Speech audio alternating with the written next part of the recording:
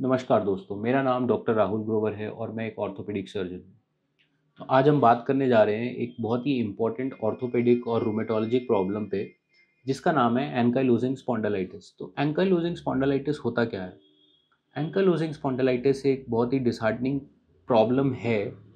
जब भी कोई इसके बारे में पढ़ता है या मैं जब ऐसे पेशेंट से मिलता हूँ, क्योंकि मेरे पास जब ये पेशेंट्स आते हैं, तो वो काफ़ी क्रिपलिंग कंडीशन में होते हैं। तो ऐसे पेशेंट्स को कैसे ठीक करना है या इस बीमारी के बारे में जानना है, इसकी प्रोग्रेशन को कैसे प्रिवेंट करना है, तो इस वीडियो को लास्ट तक देखिएगा। और कोई भी आपकी डाउट या क्वेरी हो तो आप कमेंट सेक्शन में लिख सकते हैं। तो एंकाइलोजिंग स्पॉन्डिलाइटिस का मतलब क्या है? एंकाइलोजिंग मतलब फ्यूजन, स्पॉन्डिलाइटिस मतलब इन्फ्लेमेशन ऑफ स्पाइन। तो जब इन्फ्लेमेशन हो रही है आपकी स्पाइन के जॉइंट्स की, उस वजह से इन्फ्लेमेशन होने की वजह से आपकी जो स्पाइन के जॉइंट्स हैं वो धीरे-धीरे फ्यूज़ होने लगते हैं। ये यूजुअली बीमारी जो है आपकी अर्ली 20s या अर्ली 30s में डायग्नोस होती है। अब इसके साथ बहुत ही स्पेसिफिक फैक्टर होता है कि पेशेंट को यूजुअली लोअर बैक में या फिर इधर मिडल बैक में पेन होना स्टार्ट होता है। जब हम एक्स-रे करते हैं तो उसके जो सैक्रोइलियक जॉइंट्स हैं, ये दोनों जॉइंट्स हैं जो, ये एक्स-रे में फ्यूज़ दिखाई देते हैं। और धीरे-धीरे अगर ये पेशेंट अपने ट्रीटमेंट टाइम से नहीं लेता और पेन को झेलता रहता है, तो धीरे-धीरे इसके जो स्पाइन है ये पूरा-पूरा फ्यूज़ होने लगता है और इसको हम लोग बोलते हैं बैम्बू स्पाइन।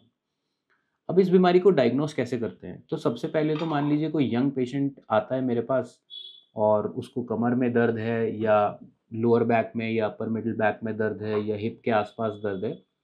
तो ऐसे में मैं सबसे पहले तो उसको सिम्प्टोमैटिकली ट्रीट करता हूँ और ऑब्ज़र्व करता हूँ कि भाई क्या ये दवाई छोड़ने के बाद वापस तो नहीं आ रहा या उसका यूजुअल लाइफ़स्टाइल कैसा है।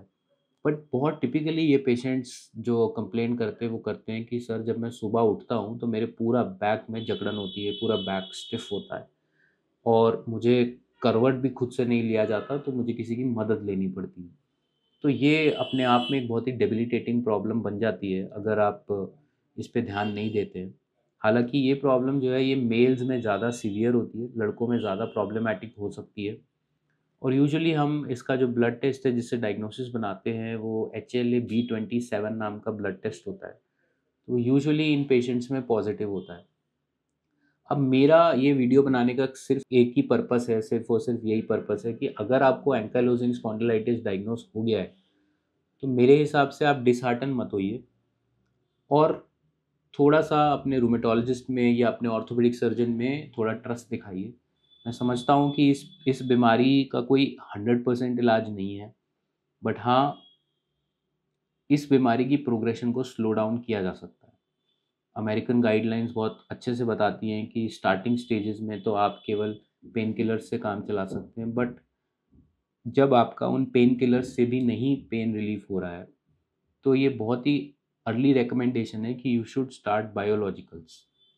बायोलॉजिकल्स क्या होते हैं? तो ये इंजेक्टेबल ड्रग्स होते हैं व्हिच आर बेसिकली एंटीबॉडीज़, जो आपके अंदर जो एंटीबॉडीज़ बन रही हैं, आपकी इम्यून सिस्टम बहुत हाइपर एक्टिव होता है इन पेशेंट्स में, तो वो उन एंटीबॉडीज़ को क्रॉस कर देती हैं, उन एंटीबॉडीज़ को नाश कर देती है।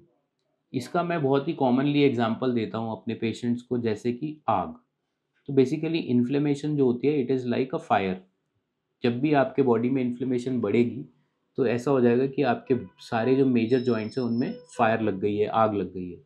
तो हमें उस आग को इमीडिएटली बुझाना है, नहीं तो वो डैमेज कॉज़ कर जाएगी और वो डैमेज जो होगा वो लॉन्ग लास्टिंग होगा। तो अब हमें क्या करना है कि पहली बात तो पेन को सहन नहीं करना है। इमीडिएटली हमें दवाइयाँ लेनी है, अपने रूमेटोलॉजिस्ट से बात करनी है या ऑर्थोपेडिक सर्जन से बात करनी है। बायोलॉजिक स्टार्ट कर सकते हैं। दवाई लेना इसमें बहुत ज़रूरी है और जो सबसे दूसरी सबसे इम्पोर्टेंट चीज़ है वो है फ़िज़िकल एक्टिविटी। इस बीमारी के लिए स्पेसिफ़िकली सबसे अच्छी एक्सरसाइज़ होती है स्विमिंग। अगर आप स्विमिंग कर सकते हैं या फिर एरोबिक्स कर सकते हैं, जिम्नास्टिक्स कर सकते हैं, उसके अंदर क्या होता है यूजुअली आपके सारे जॉइंट्स मूवमेंट हो जाती है। जब भी आप स्विमिंग कर रहे हैं, आपकी पूरी स्पाइन मूव करती है और इससे बढ़िया कोई एक्सरसाइज़ नहीं है एंकाइलोजिंग स्पॉन्डिलाइटिस के लिए। आप अपनी डाइट पे भी थोड़ा ध्यान रख सकते हैं। आप अपना लेस ऑक्सीडेंट वाली डाइट लें कि फ्राइड फूड ना खाएँ, मसाले कम खाएँ। ये सब से क्या है कि आपकी बॉडी के अंदर एक इन्फ्लेमेशन नेचुरली कम रहेगी। आप हरी सब्जियाँ ज़्यादा खाएँ। तो आपको एक होलिस्टिक अप्रोच अपनानी पड़ेगी अपनी इस डिज़ीज़ को कंट्रोल में रखने के लिए। और व्हाट इफ़ कि अगर आप इस डिज़ीज़ को कंट्रोल में नहीं रखते हैं, या आपको पता ही नहीं है कि आपको ये प्रॉब्लम है, या फिर आपके घर वाले आपका सपोर्ट नहीं करते हैं, तो देखिए ये डिज़ीज़ बहुत फ़ास्ट प्रोग्रेस करती है। सबसे पहले ये स्पाइन पे अटैक करती है, उसके बाद पेरिफेरल जॉइंट्स भी इन्वॉल्व होने लगते हैं, जैसे कि सबसे पहले हिप जॉइंट, फिर नी जॉइंट, उसके बाद शोल्डर। तो धीरे-धीरे करके आपके बॉडी के जो मेजर जॉइंट्स हैं वो फ्यूज़ होने लगते हैं। तो जब ये फ्यूज़ होने लगते हैं, तो उनमें मोबिलिटी कम हो जाती है। धीरे-धीरे पेशेंट जो है, आई एम सॉरी टू से, कि वो बेड रिडन भी हो जाता है। और उसके बाद आता है हम लोगों का रोल एज़ ऑर्थोपेडिक सर्जन्स, हम लोग उसके बाद उस पेशेंट्स के जॉइंट रिप्लेस करते हैं। तो यूजुअली एंकाइलोजिंग स्पॉन्डिलाइटिस पेशेंट्स में अर्ली जॉइंट रिप्लेसमेंट्स होती हैं। I have done a bilateral hip replacement and bilateral knee replacement in as early as 38 year old lady, जिसने अपनी बीमारी पर ध्यान नहीं दिया। बेसिकली उसके घर वालों ने ध्यान नहीं दिया, वो किसी बाबा को दिखाते रहे, कुछ-कुछ दवाइयाँ चलती रही, बट पेन तो वैसे का वैसे ही था और बीमारी भी बढ़ती गई। तो मेरा मैसेज इस वीडियो बनाने का केवल ये है, if you are diagnosed with ankylosing spondylitis, do not get disheartened, try to keep the progression of this disease as low as possible. वो आप और आपके डॉक्टर जो हैं, you have to work as a team. आप rheumatologist से मिलें, orthopaedician से मिलें, जो भी है। तो उसके बाद आपको बेसिकली अपनी डिज़ीज़ प्रोग्रेशन को कंट्रोल में रखना है, सो दैट आप एक क्रिपलिंग स्टेज में ना पहुँचें। बाकी आपके कोई भी अगर इस बीमारी से रिलेटेड सवाल हैं, तो आप कमेंट सेक्शन में डालिए, I will be happy to answer. Thank you.